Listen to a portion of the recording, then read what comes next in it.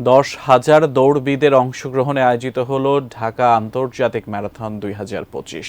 ব্যাপ্তির হিসেবে এটি দেশের সবচেয়ে বড় ম্যারাথন, যার আয়োজক বাংলাদেশ সেনাবাহিনী।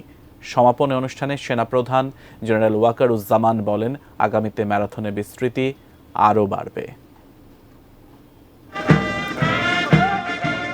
শনিবারের ভোর আলো আঁধারির মধ্যেই রাজধানীর 300 ফুট সড়ক মুখর 10,000 দৌড়বিদের পদচারণায়।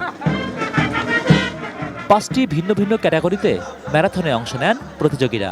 দৌড়বিদরা ফুল ম্যারাথনে দৌড়েছেন 42.2 কিলোমিটার, হাফ ম্যারাথনে তার অর্ধেক 21.1 কিলোমিটার।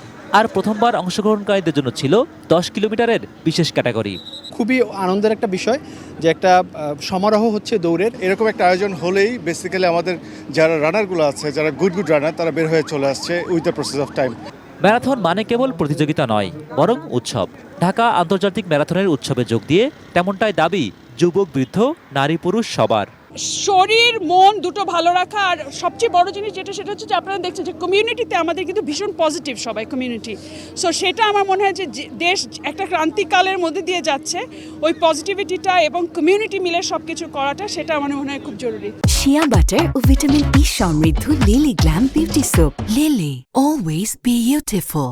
কারো বয়স 40 আপ, কারো বয়স 50 আপ, কিন্তু দৌড়ের ক্ষেত্রে আমরা মনে করি উই আর আন্ডার 30। এই লোকগুলাকেই আপনি মোস্ট অ্যাজাইল হিসেবে পাবেন জবে, যারা এনার্জেটিকভাবে সকালবেলায় অফিসে ঢুকে ঘুম চোখে ঢুকে না।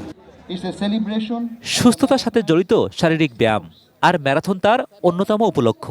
বিজয়ীদের পুরস্কার বিতরণ শেষে তেমন কথা জানান সেনাপ্রধান জেনারেল ওয়াকারুজ্জামান। আমরা এ ধরনের ম্যারাথন বিভিন্ন বড় বড় শহর এবং জেলা শহরে আমরা করব।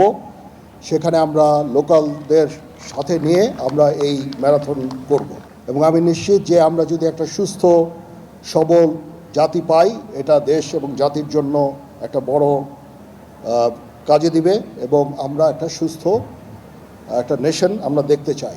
আগামী বছর ঢাকা আন্তর্জাতিক ম্যারাথন হবে 31 জানুয়ারি।